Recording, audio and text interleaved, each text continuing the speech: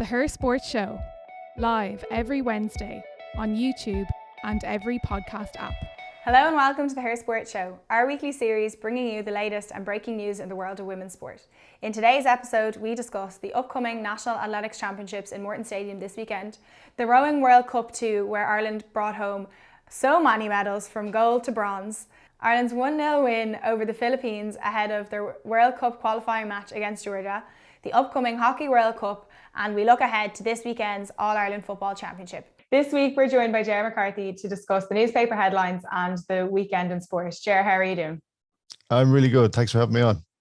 Thanks for joining us. There was a lot of action the last week in sport, a lot of great results internationally and domestically. So did you get to catch much of it? I got to catch an awful lot of it via the wonderful world of social media, between Formula 1, between soccer, between everything that was going on. Obviously, my bread and butter is ladies football. So I was in Clane, County Kildare, which we can talk about later on, for Cork and Donegal. But the split season and everything that's going on at the moment across the globe, it seems like the split season has made it even busier than usual. But look, it's a good complaint to have, and it's fantastic to have Irish sport front and centre with so many of our athletes and so many of our professional sports stars, both male and female, doing particularly well.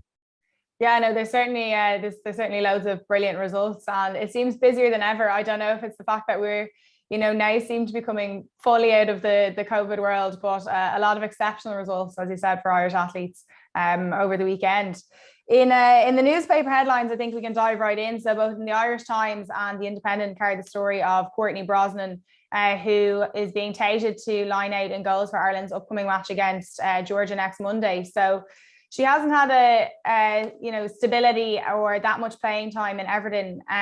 In some of the highlights here, it says this would seem to be 26-year-old Brosnan's chance to confirm her superiority, particularly given she started last Sunday's friendly against the Philippines. She'll be Ireland's number one against Georgia as Ireland's World Cup bid gathers speed with another 3 points on offer in Galore next Monday. What do you think of that selection there? I know there's a couple of other options. There certainly are, and I think one of the things that a lot of people have been focusing on is that mistake in that own goal back at the 2022 European qualifiers, or the World Cup qualifiers, sorry, that went against her, the own goal. Mm-hmm. And like, because women's international football now is so prominent in the media, and it's great to see that mistakes like that are actually highlighted more than they ever were. And I think it's been overplayed, to be honest with you. I think you make a good point about the problems at Everton, because whatever about the men's, the women's side of things were diabolical last season. For Courtney Brosnan, I suppose there was a concern. Look, with the way the club is being run and the way, not getting first team opportunities compared to our competitors for the Irish number one jersey.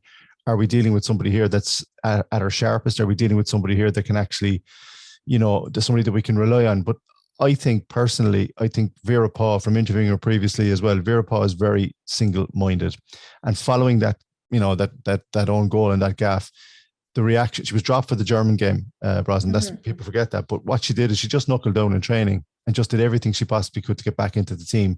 And people forget as well about the performance, the 1-1 draw, having lost, losing to Sweden in the opening game of these qualifiers was very, very difficult. But I think since then, and some of the performances that Ireland have put in, I think her stability at the back, especially for the defence that's in front of her, she's got some very young defenders and some experienced defenders. But the 1-1 draw last April, Niamh, I think the performance that Courtney put in that day was proved to Vera Pauw that this is the person for me. And Vera Pauw is very much a person that if she's got somebody she can trust, if she knows somebody that's going to do a job for her, I don't think it really matters about club. Maybe it should, but she has delivered, and she's somebody that she can trust. And Vera Pauw is all about trust. So for me, if Brosnan's doing it on the training pitch, if Brosnan is doing exactly what Vera Pauw is looking for, if she's bounced back from that, mistake, it's a mistake. It happens to every keeper. I think she has the number one goalkeeper's jersey on merit, and that's the thing with Pauw. If she's there on merit, she's going to stay there. She knows she's got competition, but I think Ireland have somebody that they can rely on, somebody reliable, somebody experienced, and I certainly don't think it's going to be any kind of a handicap going into those remaining very, very important matches. And it's going to come down to September, Niamh, no matter what. The Georgian game is huge, but the two games in September really will dictate what happens with Ireland. Yeah, no, obviously there was a big win for Ireland against Georgia with 11-0 the last time. So you'd say with some confidence that we should be going in expecting a win and expecting a decent scoreline there for Ireland. But in terms of for Courtney and also in terms of for the team, how important is that stability to get her into that role, to get the team working together cohesively? It's massive. And I think the fact that one of the things Pauw has looked to do is to try and, introduce a kind of a club style atmosphere. I know it sounds like a cliche when it comes to internationals, but it's very important that you have the right mix of players and the right atmosphere around it, because Ireland got off to, what we would consider like a pretty rocky start. Losing at home to Sweden was a big setback last October. There was a huge push for the Irish international team at that stage, and losing 1-0, you're on the back foot. To bounce back and beat Finland away 2-1, I think was huge. And then, we're held by Slovakia at home. But since then, the confidence you gain from it's 11-0 against Georgia, and whether Georgia, it's what do you learn from a game like that? But not much, but you take confidence. And the whole thing with Ireland is going into this, like considering, Georgia are expected to be beaten. It's still a difficult away trip. I mean, the heat is going to be a factor here. The humidity of when they actually play the game, and that's going to have to be a factor. It ain't going to be 11-0 this time around, Niamh, I don't think. But I'd take a 1-0 or a 2-0 now. And how many times down through the years from the men's side of things have the Irish team gone away, played particularly poorly, but we've taken the result? We've got to win, get the win, and then it's all about September. Like that home game against Finland on the 1st, and then followed up then with a big one away to Slovakia on the 6th. That second place is up for grabs. And I think the likes of Courtney Brosnan, because Pauw trusts them and because they've overcome adversity, difficult club situations, to do what she wants her to do at international level, tells me all about this Irish team, that the manager's confident in the goalkeeper, has belief, and that's been reciprocated out in the pitch. Yeah, no, definitely. Like it's as you said, those the win from Georgia, like you're not learning that much, and as I said, like we would expect the win again, and sure, look, it'd be interesting to see what the score could be, but it can seem unsporting with the scoreline like that, 11-0, but explain it, like how important the goal difference is to try and get that qualification. Because I know I was in the stands myself, and there was a dad with his daughter and her young friend there, and I think it was like 8 goals, 9 goals. And then, we want 10 is what the crowd was shouting. And, I heard the dad say, is it not enough? Like, have they not scored enough? Like, has Georgia not been put through enough pain? But like, obviously it is important from the World Cup qualification standpoint to actually get a good goal difference, despite it being maybe a little bit torturous for Georgia to be on the receiving end. It's not nice to be on the receiving end of 11-0, but Ireland have suffered similar defeats in the past themselves, so they know all about it. I think that I go back to the word confidence. Katie McCabe, Denise O'Sullivan, and Saoirse Noonan getting her first senior international goal as well. What that does for an international player, irrespective of the opposition, you can't quantify, because they've gotten over the hump, especially with Saoirse Noonan. She's gotten the goal. Now she needs to kick on.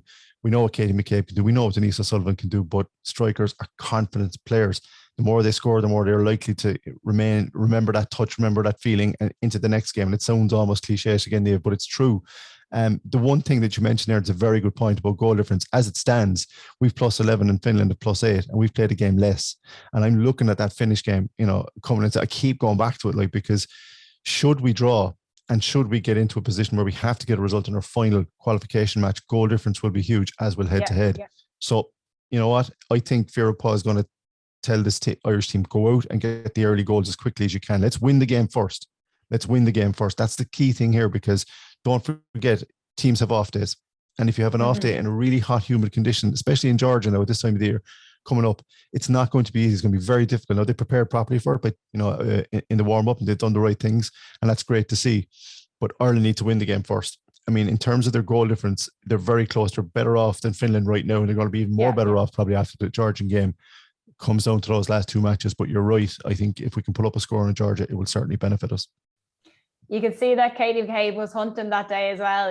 She had a couple of goals, and all she wanted was more and more and more. So look, the team know how important it is, to make sure that goal difference is there, and they really want to get the job done. Obviously the World Cup would be the first big tournament for them to qualify for. So there's all fingers and toes crossed all over the country anyway to get that done. In terms of the game against the Philippines, it was a 1-0 win. So how important is that, for what you're talking about there, confidence? I think the most important thing about that Philippines game is to shake off the rust. If their season is finished, and you know yourself, when you get to the end of a season, you know, your mind is in holiday mode. Every professional footballer is the same, male or female. So I think just having the camp and in the getting the win is grand, and it's confidence booster. But I think it's the time that Vera Pauw and our management team have to get their points across about what they want to do against Georgia. So that's the crucial thing. The match, really, with respect to the Philippines, was secondary. It was just getting on the training pitch and nailing down what Ireland needs to do. Yeah. You mentioned Katie McCabe, and you mentioned, I go back to Denise O'Sullivan. These are hungry goal scorers. These are unbelievably talented footballers. Let's get them on the ball as quickly as possible. Let's get a couple of goals if we can. But more importantly than anything, Liv, let's not panic if things don't go away in the first 10, 15, 20 minutes. There is no panic here. 1-0 will do. Won't be nice. Won't, you know, you'll be expecting a lot more. But in the grander scheme of things where Ireland currently sit, if they're looking to qualify for a World Cup, some days you have to grind it out in very hot, humid, difficult conditions. Yeah. So 1-0 or 2-0 will do me. But I think the time that they spent together around the Philippine games was more important than the match itself. And hopefully it will that'll be transferred onto the pitch on the day itself. Yeah, no, absolutely. Look, I'm really looking forward to the game. It's been I didn't manage to catch the Philippines game myself, but I'm looking forward to the rest of the World Cup qualifiers. You know, it's an exciting outfit that we have at the moment, and as you said, there's a couple of people there that are really hungry to get the job done and to get the goals in the back of the net. After the weekend at World Cup 2 in Poznan, Poland, Ireland came home with a total of 6 medals. Katie O'Brien won a gold medal and set a new world record in the PR2 single sculls para event with an incredible world record time of 9:14.65. We caught up with her sport ambassador Katie O'Brien to talk all things gold medals, new world records, new double partners, and what's going on in Ireland that we're having so much success in rowing internationally. I'm delighted to welcome Katie O'Brien to the show. She's come home with a World Cup gold medal as well as a new world record. So Katie, congratulations. How does it feel after a brilliant weekend? Thanks a million, Niamh. Yeah, it feels great. Absolutely delighted to come home with the medal, and an absolute bonus to come home with the world record as well. That's very modest. Come on, tell us about the world record. That's unbelievable achievement for you. I know you've been working so hard in the background for so long. Like it's been some journey for you. So come on, tell us a bit more about the record.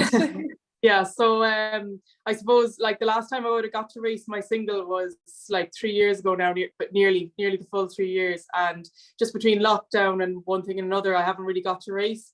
But I've been training the whole time. So it's been obviously a frustrating 3 years having to put in that amount of work and not get to see where you are or what kind of level you're at. So yeah, huge kind of almost sort of gratification to go out and to be able to show then, you know, what I have been working on and what I can do. So yeah, it was brilliant. I'm absolutely delighted to put a marker down now.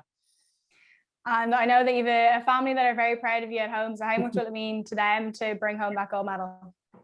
Yeah, they're massively proud of me and massive supporters. I know you met my brother, and yeah, he's like my brother and my sister and my mom. They couldn't be happier, and they were absolutely buzzing to get the news as well. They were all watching it live, so yeah, they're buzzing.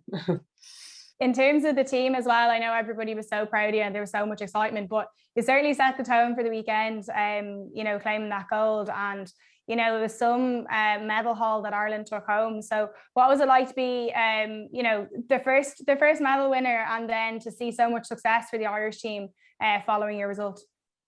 Oh, it was absolutely insane. Like, it was an unbelievable weekend to be a part of it, you know, because it's such a good weekend for Irish rowing and Irish women's rowing as well. And it was just performance after performance, like especially on the Sunday. Like, you know, I had my racing done early on the Sunday, so getting to actually just watch it and enjoy it, and just like it was just one crew on to slip after another with a medal and just waving them all in, and like it was unbelievable. Like, and like that, it is such a team, and everybody wants everyone to do so well. So yeah, it was brilliant. Like, it was an insane weekend for Irish rowing. Yeah, it was certainly podium after podium after podium, pretty much for every event that Ireland was entered in, which was unbelievable. Yeah. What's like Ireland doing different at the moment that's reaping such rewards? Like, obviously we've had you know, exceptional results from Sunita before, with 2 World Championship wins, 2 European wins. We obviously have the women's 4. I know they were split across the 4, and you know, the pair over the weekend. We're seeing Sunita pair up with Zoe Hyde from Galore, and then we also had the lightweights who are flying at the moment as well. Like we saw them really announce themselves on the stage last year. So like, what's working for everybody? I think it's probably a mix of things. I'd say it's training hard, and also I suppose there's a lot of girls there, like you said, and they all want to be the fastest and the best. And I mean, one of the best ways to get better is to have someone there trying to take your seat, because it drives you on and makes you want to be faster. And I suppose that internal competition is probably driving the girls on and getting them to be that fast. So yeah, I'd say it's a mix of things between working hard and the right attitude, and then that internal competition kind of all put together is a recipe for success. Yeah, no, certainly. Like I know across a couple of the crews there, and it's the same on the women's side and the men's side. Like, you know, there's a number of events that Ireland are going to enter, and there's people fighting for seats across the board. So it's great to see the depth across the likes of the pair, the double, and the four. I know the lightweight women, there's a couple of athletes there fighting for seats. Lydia going into the double, obviously, with Margaret, which wasn't the combination for the Olympics, but it shows again the depth that's there. People pushing each other on constantly. Does it make for, like, explain rowing, I suppose, a little bit in kind of that crew environment where you're fighting for seats, but then you're working together as a team as well? Yeah, like it's a credit to everyone who's involved that it's a competition, but it's a competition to be the best as a team. And I think everybody understands that. And yeah, you want to be in the boat, but there's no one ever, you know, it's not like there's any sourness about it. It's very much just like whoever is the best, whoever's getting the best scores, that they make up the boat. And like everybody's happy that there's competition, because they know it's going to make them a better athlete too, having someone coming for your spot. So yeah, no, it's everyone like that. It's just a great team environment. Yeah, it's a unique sport in that way, and as you said, very much results driven. You have to be able to maybe take it on the chin if you are the spare, and hope that your time will come. In terms of crew boats, so you've obviously had lots of experience in the single and lots of success in the single, but the Paralympic Games has been a dream of yours for a long time, and now you have a doubles partner. So tell us a bit about that relationship and the racing that you had at the weekend. Yeah, so finally I have a doubles partner. His name is Stephen. He's a Roscommon man. He's 25, and he's been rowing for like 18 months now. So he took to it so well, and he's flying it. For him to be at the level of going to a World Cup after 18 months is insane, really. And yeah, every time we race the double, we're picking up speed, and it seems to be just getting, you know, quicker and quicker all the time. I mean, it's a long road ahead. We're not where we want to be yet, but it's brilliant to be on the road. And like that, like it was really positive for us at the weekend. For our first race, we were only 8 seconds off the fastest boat, and like being even beside, we were right beside the rest of the crews up to 1500 meters. So like that's really positive for us, because it's something to build on. And they've been rowing for, you know, up on 12 years, and Stephen's rowing 18 months. So, you know, our trajectory is going to be a little bit higher. So it's exciting for what we can do. And yeah, so it's just really positive to see where we're at already in the double and where we can go. Absolutely. And in terms of getting that experience for him, like, how do you find that he's taking, maybe competing at that international level, like taking it in the stride, or is it something that you have to work on the mental preparation and taking it all in as well? That's obviously something like that in a matter of 18 months is a big jump. Yeah, he's absolutely taking it in a stride and improving every time. You know, you learn so much every time you race. I mean, every time I race, I learn a lot as well, whether it's managing nerves or, you know, just there's so much to take in every time, and he is he's doing brilliantly, and yeah, he's managing really, really well. Yeah. So in terms of from that goal that you have of getting to Paralympics, what are the things that you guys will be focusing on developing and improving over the next year or so? So the big one for us is going to be strength, especially with Stephen. You know, he didn't really come from a sporting background, so it's one thing that he's going to work on, his strength, and the other thing then is working on like our finish and stuff. So we were up with our final there, or with our first race, we were with everyone for the 1500 meters. So it was the last 500 meters they took off, and we just didn't have that in the bank. So that's just something that comes with practice, and it's just going to be more time and more training. And so really just, yeah, I suppose just kind of honing in now on improving little things, because we have the basics there. So it's just improving little things now to try and get us up to where we need to be to qualify for Paris. Yeah. And for people that don't know, I guess the race that you're doing it's a 2 kilometer race, but previously it was 1 kilometer. So from your perspective, how has that transition been? Has that been something that's played in your favor?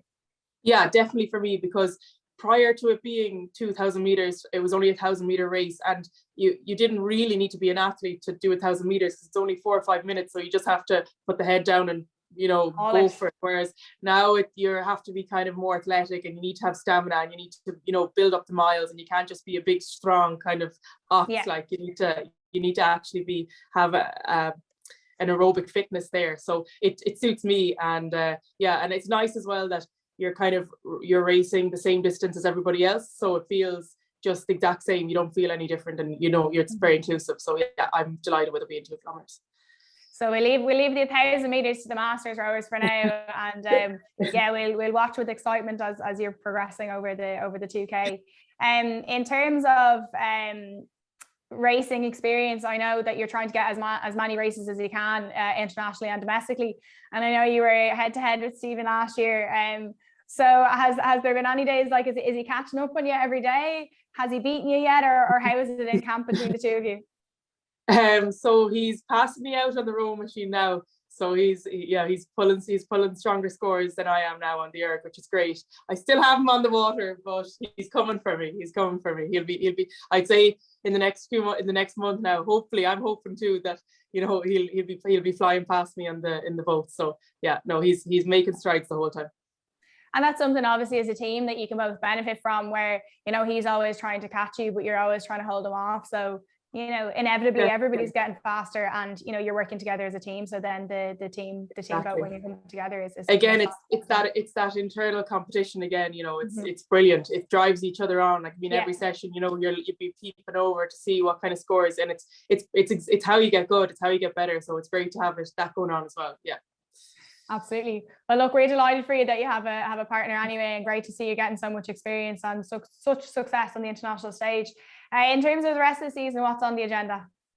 Yeah, so hopefully, fingers crossed, we'll get to go to Europeans now. They are the second week of August. They're in Munich, and all going well there, then we'd get to go to the World Championships again in Czech Republic in the end of September.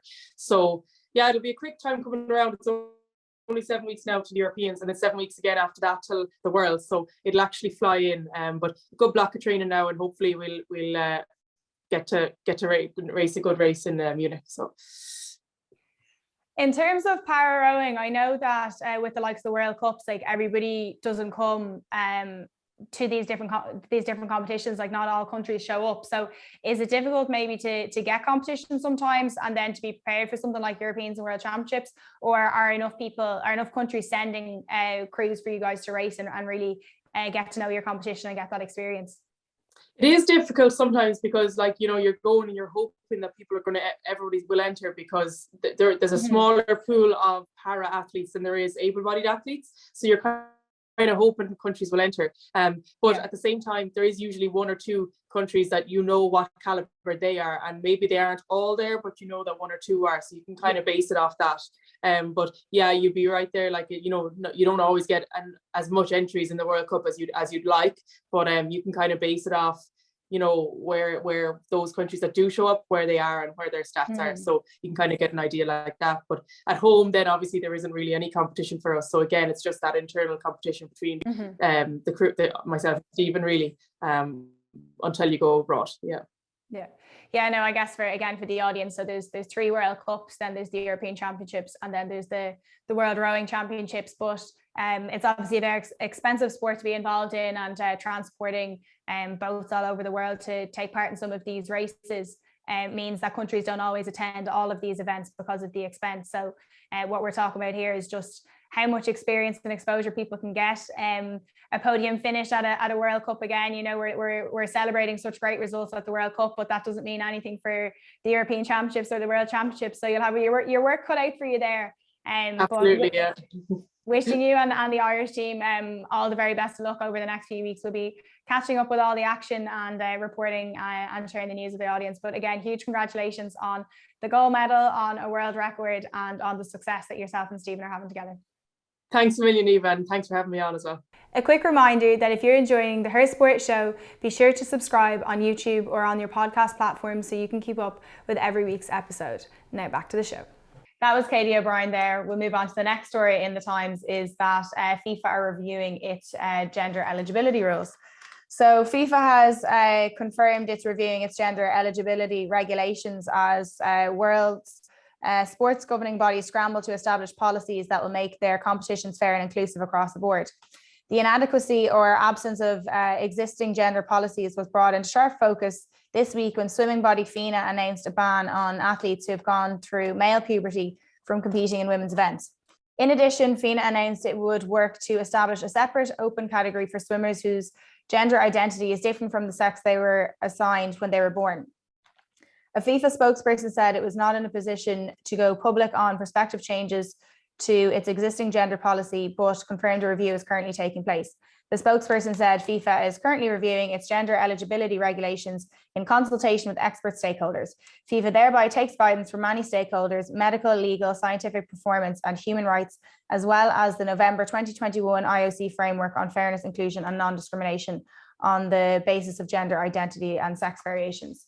So we've seen a lot of changes go on in the past couple of years, but particularly in the last week. That's the third governing body that has taken some form of action on transgender athletes competing against women. Is it a matter of time before we see some of this moving closer to home?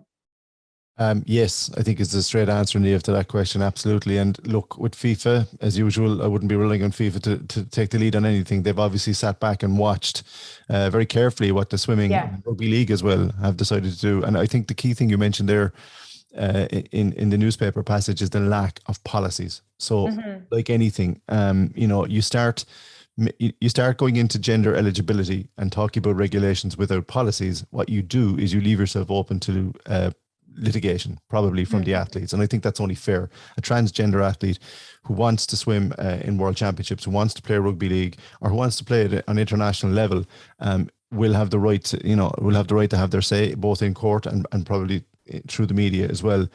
The thing is, with gender eligibility, it's like, the consultations with expert stakeholders. FIFA have been putting out all these kind of sound bites during the week. I think like the others, they're just waiting. They're standing back to see the first person to come out and question this, and openly and correctly question this. Look, it's such an emotive subject, and it's easy to turn around and say, oh, well, if the swimming authorities, if rugby league and if FIFA are doing it, then everyone's going to say the same thing, and that's the end of it. It certainly is not. And one of the things I found interesting as well this week, just in reading up on it, like FIFA have been saying it'll be in a case by case basis, which, I mean, that now alone is opening themselves to that sounds problematic. Yeah, and it does. And what it does is it kicks the problem down the road. It's not a problem, but it kicks the issue down the road. It's not a problem, it's an issue. Apologies. And that's not actually grasping the situation, or what we actually need are the governing bodies to come together and to make a definitive subject on it. Because I think swimming kind of said something like FINA in the swimming authority said that, look, an open category is possible here. An open category being just for transgender. Now, I'm not sure a transgender athlete would want that. I'm sure a transgender athlete, be it he or she, will want to go and do and compete at the level that they feel they're entitled to compete at. Yeah. Bottom line with this, Niamh, is, as you said, it's an emotive subject. It's not going to be solved this week. It's not going to be solved in the next couple of years. It's going to run and run and run until it's taken to the highest possible, I think, legal authorities, and somebody finally makes a definitive subject or decision on it. But just to finish on it, I think the fact that FIFA have come in after FINA and the rugby league, I think FIFA are probably the biggest organization with the biggest clout, and that's drawn a lot of headlines. And I think it will push it on a little bit further and maybe a bit quicker. But I don't see an end in sight. I just don't see an end in sight, because a transgender athlete will question this and will look to do what they think is fair to them, and which they have every absolute right to do. Yeah, no, I think, it is interesting that more organizations are talking about it, and it needs to happen sooner rather than later. You're completely correct. Like, it's not going to be solved this year in terms of, finding a place for everybody in sport and figuring out what the fairest way is for everybody to be allowed to compete. But it is good that we're seeing some of the international bodies, starting to explore it a bit more. Hopefully it will, as you said, there will be more definitive decision making happening. And something that stood out to me and that I thought was interesting was that FINA are talking about that open category. What are your thoughts on that? Like, I thought it was I thought it's a good stance. It's a good position to be doing that. It's a start, and it's an open category for trans women in some events, is what they've said. And there again, there's the words that worry me are some events, and hoping to create a working thing. Like, when you hear words like that, it is encouraging. But again, I go back to the athlete. What does the athlete want? What does the athlete say in this? Yeah, well, I think the sum, like, you have to be fair to the organizations, and like you have to think about like the start of the the Olympic and the Paralympic Games, like from I can't remember exactly, but I believe the Paralympics started with like 5 sports, so that's only some sports. Like, you have to start somewhere, and if you think of the likes of swimming, like up until this Olympic Games, I believe it was 800 meters for women and 1500 meters for men, and that was it. Where last in 2020, or 2021 it was, a man could race 800 meters or 1500, and the saying that 800 was available for women and 1500 available for men. So you're not always going to cater for everything. Like, for a sport like swimming, there's an extensive list of events, and if you have too many events, and I think part of the difficulty that we're going to see, probably particularly at international level, is that you may not actually have enough people subscribed to compete in an open category. So if you have too many events on offer, you're going to have one person in one event, one person in another event, and there's going to be no competition. So I think in their defense in that respect, maybe starting off with 4 is something that's reasonable if you want people to actually be able to compete. I don't disagree with that, but at the same time, if I'm a transgender athlete, do I want to compete in an event with 4 other transgender athletes, or do I feel I deserve to be in the other one? And that's really that's what's going to come down to. I think the open category, in theory, is an idea that might work, but the reality is, the open category open? Is it just for transgender athletes, or can anybody enter it? Good question. That's a very good question. For me, open category, until you kind of mentioned it there, like the open category that I would see is that actually anybody can go and enter it, and that's how it works. And I think that could be something that's interesting, and whoever's the fastest is the fastest, and it's open for everybody to be involved in. I think we go back to it. It's inclusivity again. There's so many, like, and this is no critical time for this decision. I think that we both agree on that it's come to the point now when FIFA are getting involved that a decision has to be made, or a policy has to be drawn up. But until a policy is drawn up that everybody agrees on, that nobody's going to agree on, I don't know how long this is actually going to take. An open category, in theory, is a good idea, I think. But I go back to it. If I'm a transgender athlete, do I want to? Why should I have to go into an open category? Why can I not be in the category that I think I belong in? And that's where the crux of the issue will lie. It will go to court. It will be litigated, and then a decision will have to be made. And then who knows after that? But until all the other main sporting organizations, the Olympics included, come in together and come to some sort of an agreement. I don't think they're going to come to sort of a common policy, but they have to have some sort of policy before they start making these decisions. And that's the problem now. Now there's a push on, but there's no policy to fall back on it. So we don't know where we are. I think what's important is the communication between the organizations. But I interviewed Joanna Harper. She's a trans runner. Her transition was from male to female, and she actually evaluated, she's done a lot of the science on it, and I think is in a very unique position to be able to have experienced herself and have done the science on researching the impact of transitioning on one's body, because I know a lot of people are talking about the differences of going through male puberty versus female puberty, and testosterone, among other things.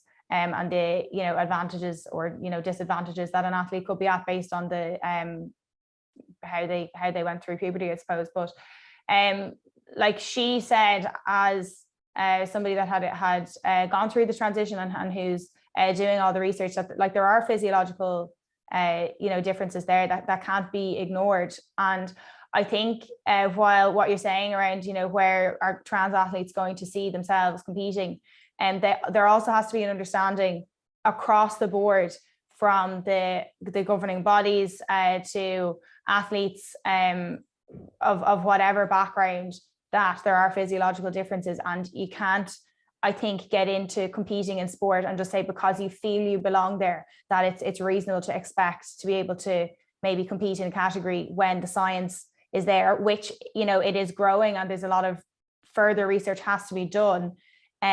But there are physiological differences, so you can't be naive, and people can't just say because they feel that they belong in some events. That, like, I understand, you know, going to court might happen, but there's going to have to be definitive decisions to make sure that it is fair across the board. Yeah, I don't think there's going to be a definitive end point on this, because so many different organizations, Niamh, and I don't disagree with what you've said there, and the person that you would have interviewed and the science that is there. Yeah, if different organizations, there's a long way to go on the science, don't get me wrong, like she said, because part of it is like the amount of trans athletes in the world is so much smaller than people think. That's the thing. For now, but like the policy has to sit there for the future and has to be reviewed down through the year. So in time, who knows how many will be there in terms of competing, and transgender athletes want to compete at the highest level. But I go back to it, whether you're transgender or not, if you're an athlete, you want to compete at the highest level. So you're going to want to compete against the best.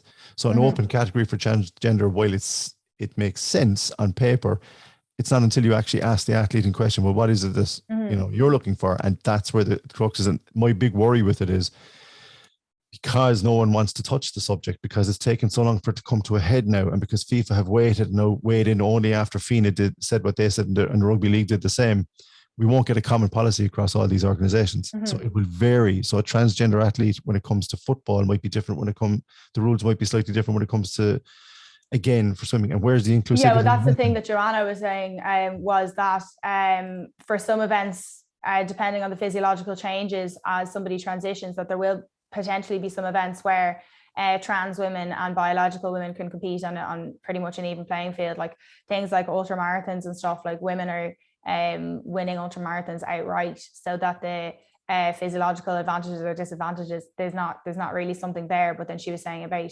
power and strength based sports, that's where you know, you may not be able to have trans women competing in you know, women's events. So I think it might be time to catch up with Joanna again and see what her science has said, and you know, see what her opinions are on it, because it's certainly a subject that we're all trying to learn more and more about all the time. Yeah, I think we'll be talking about this again, Niamh, very soon and in time, but it needs to be talked about, and it needs to be talked about. I suppose it needs to be debated in the public forum to keep it at the front. Like, as you said, there's no straightforward answer to it, but I always go back to the athlete. Yeah. Transgender and whatever, transgender or not, what is the athlete going to want? They're going to want to compete in the highest possible competition. And if an open category is not that, then they're going to question it, and they're going to possibly, rightly in some cases, but in terms of inclusivity, in terms of fairness, until we have a common policy, which we won't have, but until we've proper regulated policies for each of those organizations, I think this is going to run and run. No, it certainly is going to take quite an amount of time. So it'd be something we'd be, you know, constantly watching out for. I'll ask one more question. It's not an easy one on this topic, but, you know, we're talking about the elite side of things, but there also is, you know, local and domestic competition as well. And, you know, for every, you know, young girl, young boy, you know, trans athlete or not, you know, what they're competing at locally is the biggest thing for them. How do you think we should navigate competition domestically that's not international competition to make sure that it's inclusive and fair for everybody that's involved? I don't think you can at non-international level is my honest answer, and I don't mean to be smart about the people that I'm talking about here. A young transgender athlete just wants to be an athlete, and especially young kids and very young kids at a tentative age, you've got to be extremely careful with, especially like the older generations, your wording and how you speak and how you talk around the subject. I mean, at international level, you're talking about people that have matured at a certain age, physiologically and mentally, so they know the extra strain that comes with being a transgender athlete. Unfortunately, they're probably getting ready to use to handle that. But for a kid in a national meet, or a kid just in an ordinary athletics meet, I think who they are is more important than what type of athlete they are. I don't think it, again, I think this will become, I don't think there's anything you can do about it right now in terms of how do you regulate it or how do you assess it. I think until we go back to it, until there's an international policy that can be fed down to national level, there's nothing you can do. There's things you can question, there's things you can argue, but it's continue. And as time goes on, Niamh, this is the thing, there may be only a small number of transgender athletes out there at the moment, but that will grow as time goes on. And we need to look down the road 20, 25 years as well, and where will we be with it? And the policy has to be careful to reflect that and to be as inclusive. I go back to the word again, it's got to be as inclusive as possible. I mean, I'll finish the point. If you're a young kid, a transgender athlete, and you're at a local meeting, you're told, well, you can't run in the big race here, but there's an open category for yourself and one other person to run in. How does that make them feel? Is that what they actually want to do? Or do they actually just want to run the race that they feel they belong in? And that's what it boils down to. There's no right or wrong answer, unfortunately, at the moment, but we're looking for guidance from the very top, and we haven't got it yet because we don't have the regulation. But, you know, I think just being as fair as you possibly can to young people, especially at that point in their lives, is more important than any race or who they're racing against. Yeah, I definitely think that we need to take the lead from the international bodies, so that we can then feed it down into the local organizations and have everybody working together to you know, make sure that it's fair across the board, because we're hearing a lot of different things happening in a lot of different localities, and it'd be great to streamline them just to make sure that whatever the fairest thing is happens for both young people and elite and international athletes across the board. But look, we'll touch base on this again in the future. I think we can move on to the Athletics National Championships. So we'll have the Athletics National Championships in Morton Stadium this weekend. It's sure to be a hot event. We'll see Rashida Adeleke, Sophie Becker, Phil Healy, to name just a few. So for you, who are the athletes you're most excited to see in action?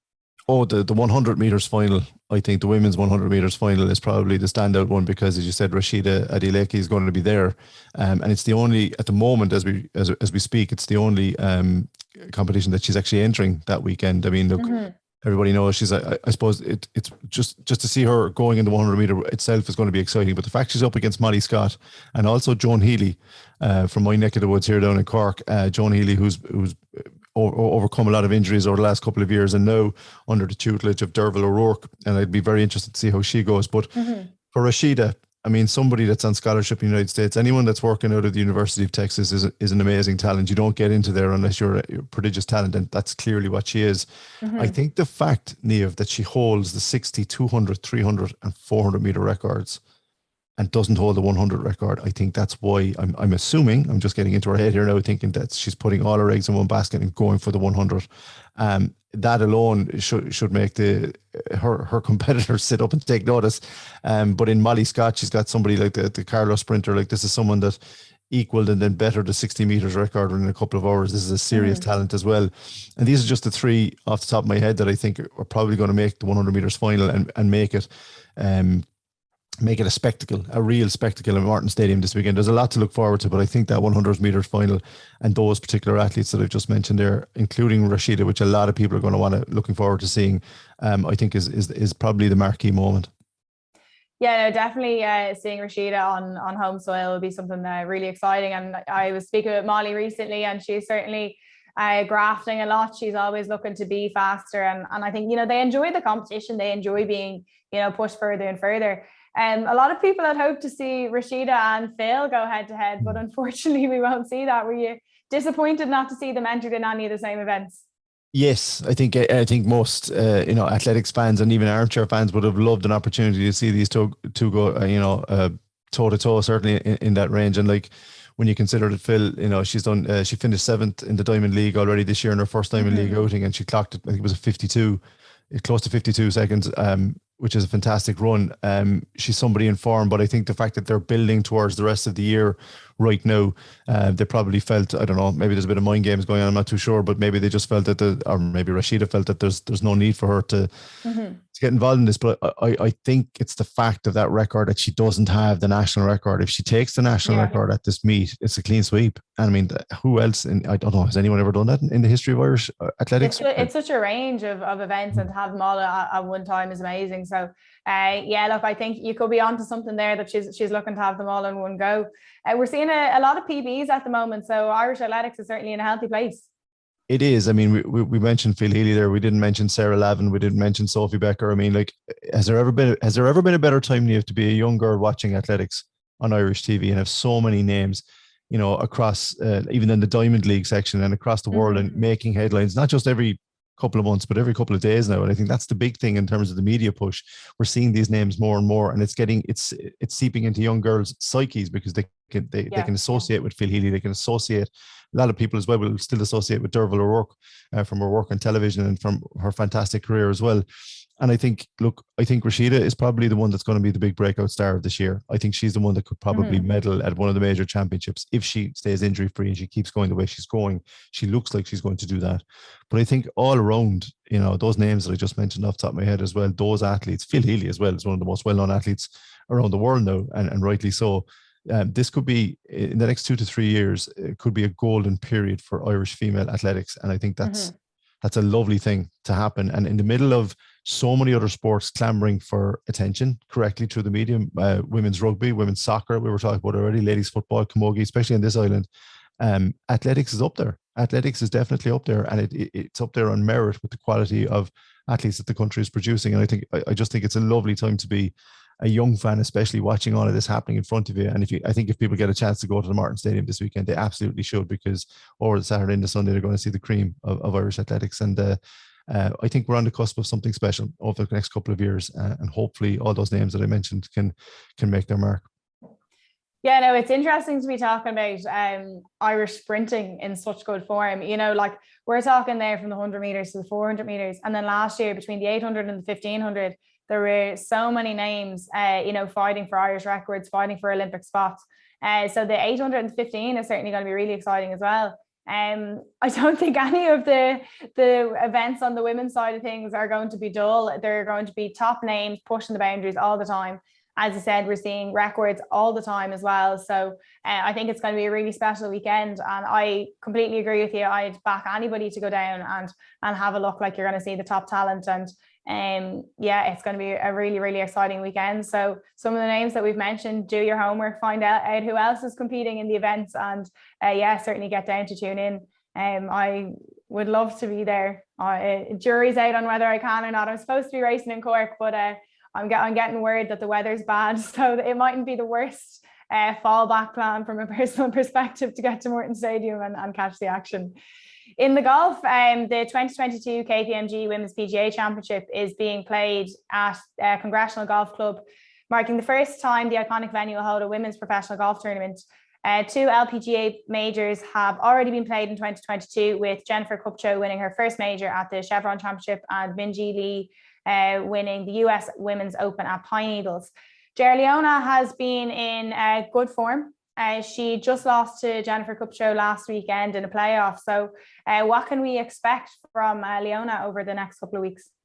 Oh, I think we can expect a serious bounce back. I mean, it was just fantastic on Sunday night, late into Sunday night, while the US Men's PGA was on TV and taking a lot of attention. Everybody on social media was talking about Leona Maguire. Yeah.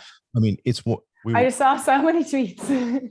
Yeah, it's not even the playoff for me, to be honest with you. I think the one thing about the playoff, as exciting as it was and disappointing as it was for Indiana Kupcho, deservedly winning, I think, it's the fact she was 7 shots behind the overnight leader, and like she just reeled off, like I think in the birdies in the first 6 holes, 4 birdies in the first 6 holes. It was the attitude, it was the stance, it was just that, you know, I won't say arrogance, but just the confidence in herself, like to go and chase it. I mean, how many male or female golfers at the top level of their game are able to cut back in a 7-shot lead? And it's not like the leaders were dropping shots either at the same time. So I think that alone tells me that we've got somebody who's in form, and we've got somebody who's now got the bit between her teeth and has seen what it takes to win a championship. I mean, Kupcho is no slouch. That was her second tour win. Like, I think at this weekend, especially at Congressional, one thing about Congressional, which people may not know, it's been completely changed over the last 2 years. It's where Rory McIlroy would have won his first one in 2011. But the course, the way it used to play, they've cut down a lot of the trees. They've made it a lot. It used to be very, very difficult, and a very, very one of those courses where you had to go up the hill to get to the green on most of the fairways, and that is still the case. But I think it's going to play into her strengths. And her iron shots and like she was a bit wayward off the tee now in the playoff itself, but that's a small complaint. It's just step back and look at where she came from to get into that position. That tells you everything you need to know. Now, it's a crowded field. There's some fantastic golfers on this weekend, but why not? I mean, why not? She's shown that she can hang with the best of them. And if she can, if she's not 7 shots behind going into the final round, Leona Maguire has a serious, serious chance on current form, if everything goes to plan, on really rattling this and is in a real shout here, Niamh. Yeah, no, look, we've seen her unshakable in the Solheim Cup, and then we've seen her unshakable there, last weekend as well. So how confident will she be going into this week? Well, I guess the fact that if you're heading into the final round of any tournament, I would imagine as a professional golfer, your mindset is, look, I might as well go for this. And sometimes you can be very haphazard about that. It was the controlled manner. She just she just kept chipping away at the lead, and the confidence grew and grew and grew. And as I said, in the playoffs, it was only a wayward kind of iron shot that caught her, I think, coming into the final hole, and Kupcho took advantage. So I suppose if she's looking at it from there, and she's looking around her and seeing who the other contenders are this weekend amongst the top, I mean, Kupcho's obviously there, and there's a couple of other names as well. But her strength, I think, in Leona Maguire, from what I've seen of her, and when I've had a chance to see her on TV and certainly events like this, is she's just relentless. She's just relentless. She's one of those golfers that I don't know how they do it, Niamh, especially male or female. Like if you make a mistake on a course, you're just crestfallen. This is the end of the world. Forget this. I have no hope now. There's none of that. The body language, the demeanor, and just the attitude she has. And I don't mean to kind of sound arrogant, but this is a confident athlete who is in control of her game right now. And I think that's the thing. Off the tee, she's going to have to be accurate. She's going to absolutely have to be accurate. And if she is, her iron shots and certainly her putting was sensational the final round the last day. She's in the mix. And I think when all of the as a golfer, when you hear them speak, when all of the facets of their game, they're coming together at the right time, that's when they're at their most confident. That's when they're ready to take on the world. And I see no reason whatsoever why she shouldn't be in the mix this weekend. Certainly, considering what we've just seen over the past weekend and the way she fought back from 7 shots down to force a playoff, and could have very, very, very easily won it. Nelly Korda is the defending champion, but she's still recovering after a blood clot surgery. How competitive do you think she'll be this week? Oh, I think it's something like that. I think that's going to play. It's how it plays in our mind, Niamh, because don't forget, these tournaments, whatever about the mental strength you have the physical side of it as well, depending on what way the weather is and your game is. I think for a KPMG Women's PGA Championship, you need to be playing at a high level coming into it to feel good about having a chance of winning it. I think that's just a general statement. So with that kind of a medical issue, I mean, she's very mentally strong, certainly, but I think Mingji Lee is being mentioned as well as another player that might actually show up on the leaderboard, and Celine Boutier is somebody as well that has also been mentioned. So there's a lot of players clambering at the top along with Jennifer Kupcho for this. And I think unless I just think with golf, it's all about rhythm. And you just see it, golfers get into a good rhythm, they feel good, the confidence is high, they think less about what they're doing, and the shots that they're looking for eventually come off. And if you're coming off a kind of a serious, medical issue like that, I just wonder, mentally she probably is strong enough to challenge, but physically, and just getting over, not having maybe the run-in that she would have preferred for a big tournament like this, I think might stand against her. Yeah, it'll certainly be an interesting week of golf, and we'll obviously be wishing Leona the best of luck. For anybody watching, get involved in the conversation with us on Instagram and Twitter using the hashtag #TheHerSportShow. So moving over to Gaelic football now, reigning champions Meath will be joined by 2021 finalists Dublin, as well as Mayo and Galway in the quarterfinals of the TG Ceathair All-Ireland Senior Championship. So Meath came away with just a point over Armagh. Was that much of an upset?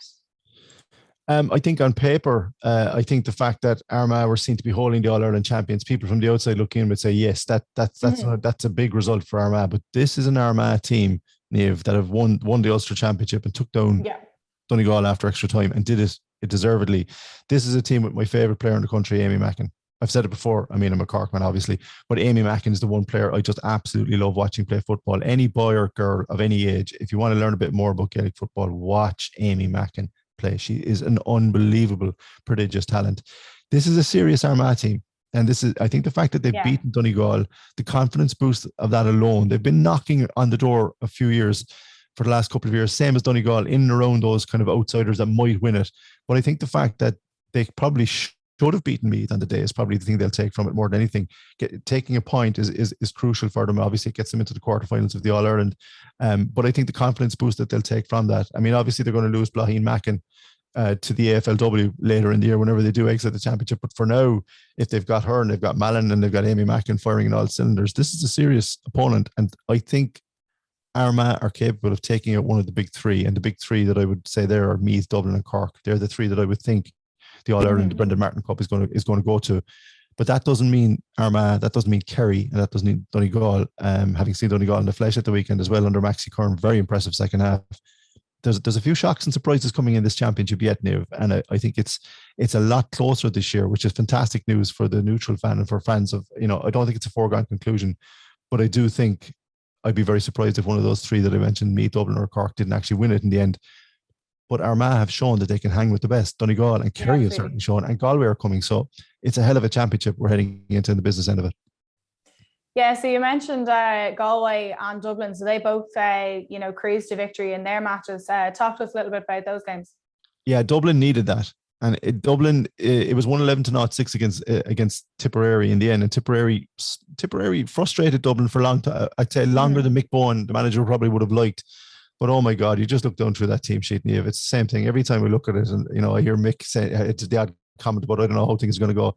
If you've got Niamh Heatherton, if you've got Hannah Tyrrell, if you've got Carla Rowe, I mean, my God, what an array of absolute talent. And this Dublin team doesn't get the credit it deserves for what it has achieved. And I think that's because it's ladies football rather than men's football. Look at the reams of column inches that the men correctly have gotten over the last 9 years. I think it's 7 All-Irelands in 9 years from the Jim Gavin time, from the men's side of things. But what impresses me most about Mick Bowen and what impresses me most about Dublin is they lost 3 or 4 finals before this ever started.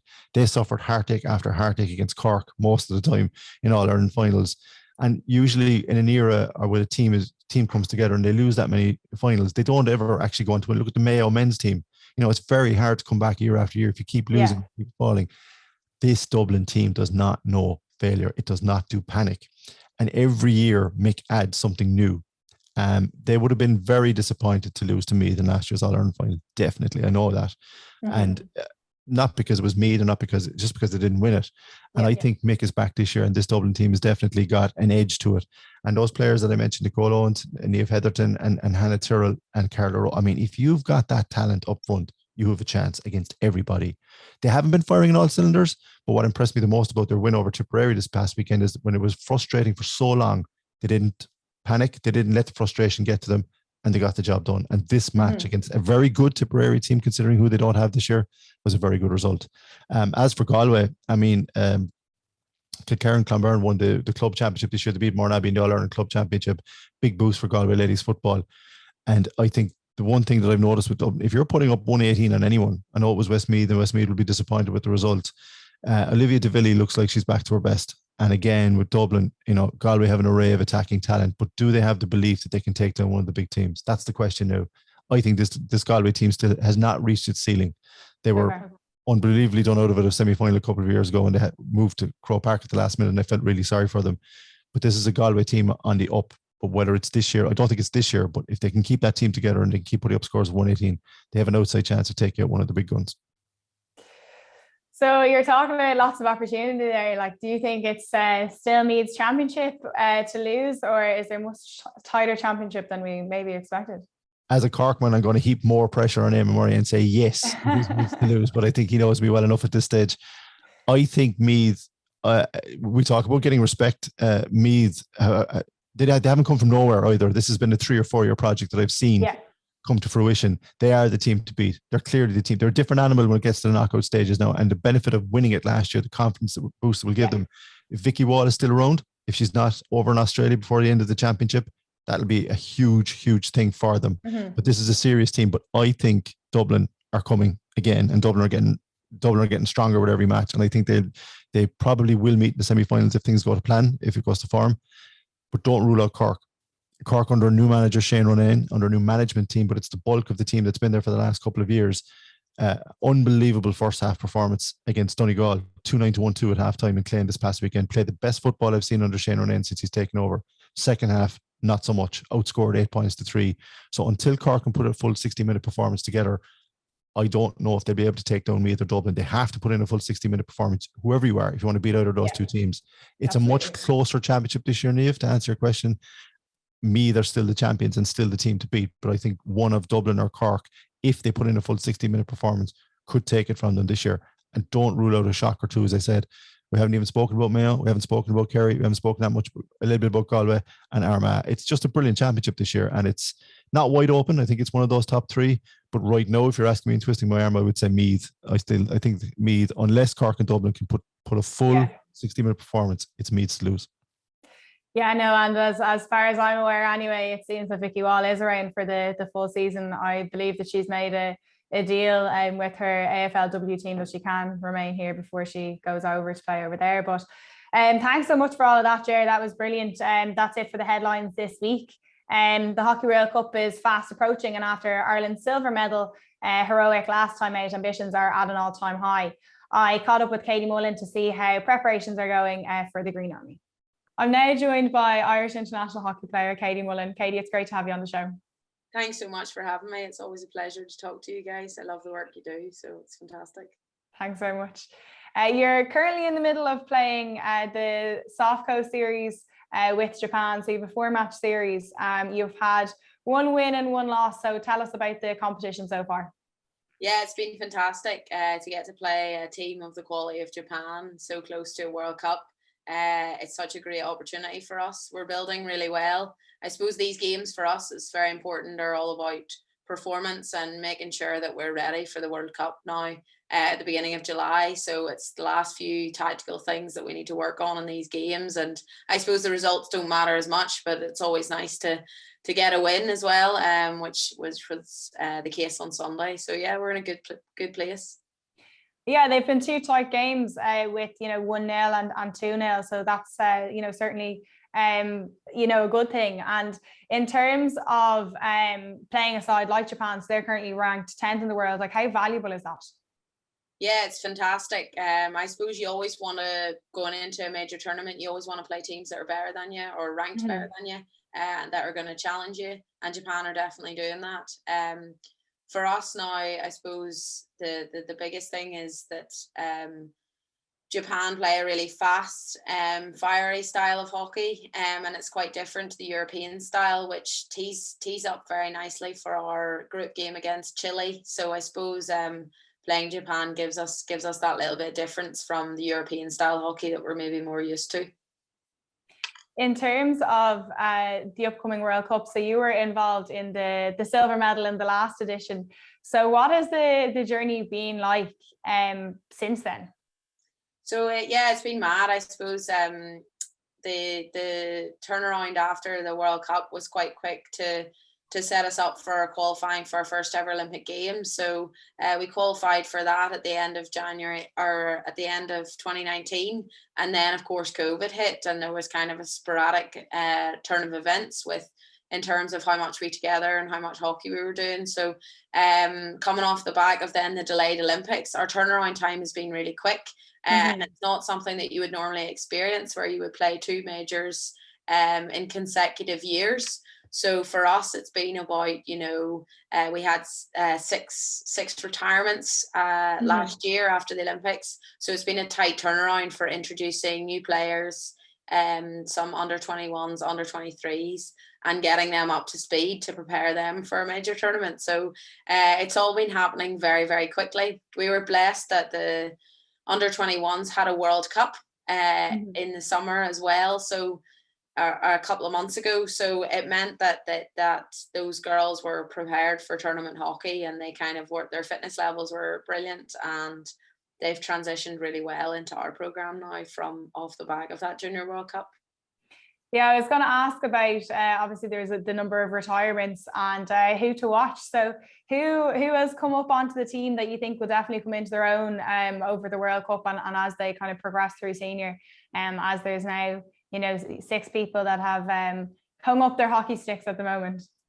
Yeah, I suppose, well, I think you'll see a lot more from the players that were our young players last year going to the Olympics. So the likes of Zara Malseed and Michelle Carey, who have the experience of an Olympic Games but are still young and maybe don't have as many international caps. So I think that you'll see them really step up.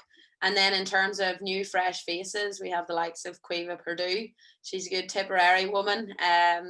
comes off a camogie pitch or ga pitch, and she's a real hunter and fighter in the midfield. So I think she's definitely one to watch. And then Christina Hamill as well would be another one to mention. It's been such a privilege for me at training to see these girls really come into their own and really flourish. And I'm the one that gets to see it week in, week out in Abbottstown, but I can't wait now for them to go out on the world stage and show everyone what they've got. So yeah, it's very exciting for us. Yeah, it's definitely, I think, something that everyone will be excited for. And I think there's been a lot more support and recognition of the team, you know, since the silver at the World Cup. Definitely people were tuning in to watch you at the Olympic Games. So it's great to see that you're getting the recognition that's deserved.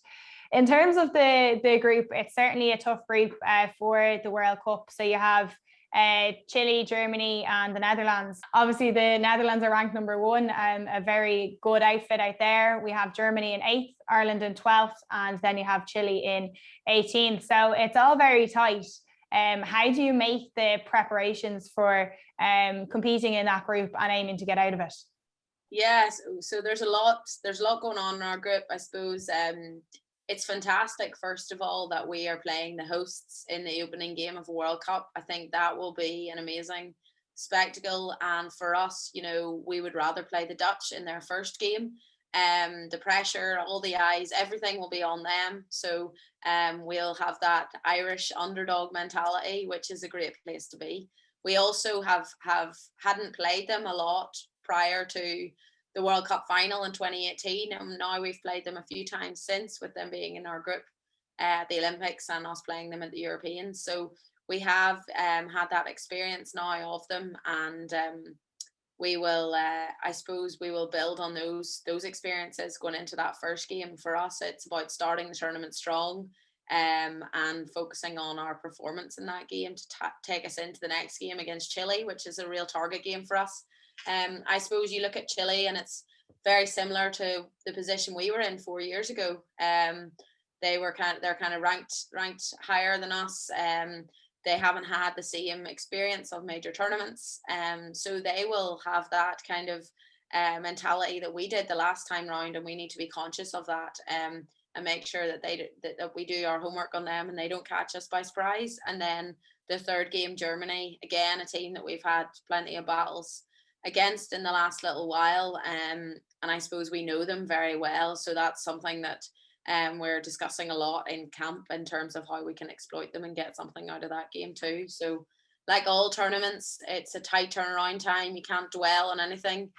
You got to get control of your emotions pretty quickly after each performance in order to prepare best for the next one. So yeah, you learn how to play out these tournaments and how to deal with all of that, and that's something that we've talked about a lot and we're looking to take now into the tournament.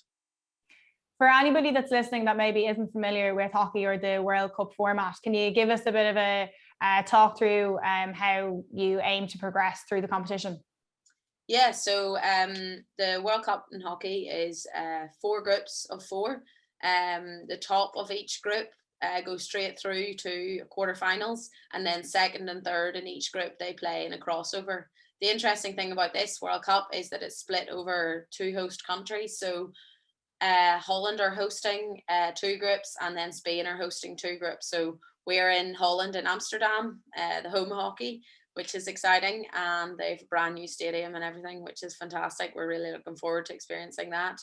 And then so once they go through past the quarterfinal stages, then the semi-finals and finals will all take place in Spain.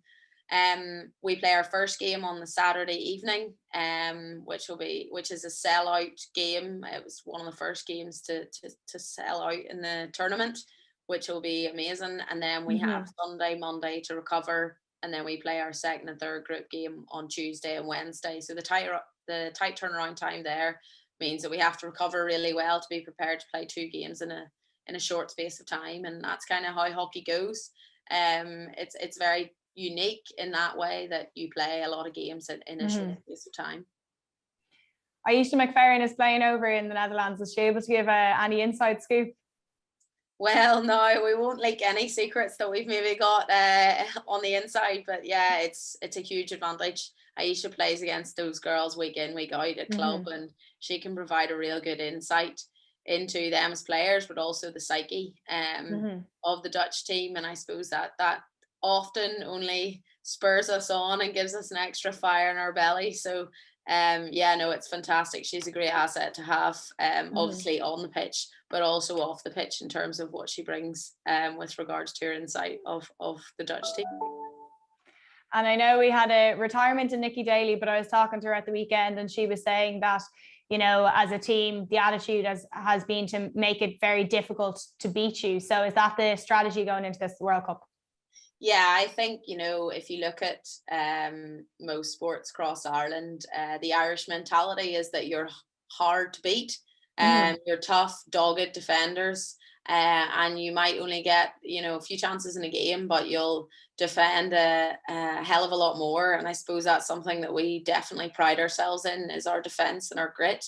And that's something that we've been sort of working on a lot with the new group as well. So that'll be a big thing for us at the World Cup is being hard to beat, because I think it really suits our character as people and as Irish people, and that's where you see us flourish. So it's a huge pride thing for us. Absolutely. I have one last question for you. In terms of, you mentioned that the European hockey can be quite similar, and then you know that you're learning from the Japanese. So how different are the styles across the world? Yeah, very different. So the Asian style is very quick, two-touch style hockey. The Dutch and German style in Europe is a lot more structured. So the game, sometimes you pick your moments to when to slow down the game, when to speed it up, and you're looking to control phases a little bit more. That falls in line with their stereotype, doesn't it? It really does, yeah. And then the Australasian, so New Zealand, Australia, they play a lot more of a running game. So they would pride themselves in their aerobic fitness, and they look to carry the ball a lot more over distance, and look to play more of a running game. So it does vary a lot, but I suppose that's the exciting part about hockey, is that when you go to the likes of a World Cup or an Olympic Games, you bring all those styles together and into play. And we are unfortunately aren't part of the Pro League, so we don't get to play those different styles as often. So I suppose being in a group at the World Cup with two other European teams, we really hope to progress out of our group and maybe get to play some of those other styles as well. So but yeah, no, it's exciting, and we're really, really looking forward to it. And of course the World Cup plays a very close role in many of our hearts, given what happened in 2018. And this is a new group, a new journey. But we hope to write our own chapter now, and I've no doubt that we can, with the ability that we have in the team. Yeah, look, it certainly sounds like you have been exposed very well over the past couple of years to some of these teams, you know, playing the top teams in Europe, getting exposure to the different styles, whether it's Japan, and I know you faced India in the Olympics as well. We'll certainly be looking forward to tuning in for the World Cup, but best of luck again in the other two games against Japan and in the World Cup, if we're not chatting to you before then. Thanks so much for taking the time, Katie. Thank you, appreciate it. We have a very busy weekend of sport coming up in Ireland and internationally. As mentioned, the Irish National Athletics Championships will be taking place this weekend at Morton Stadium on both Saturday and Sunday. Be sure to catch the action there.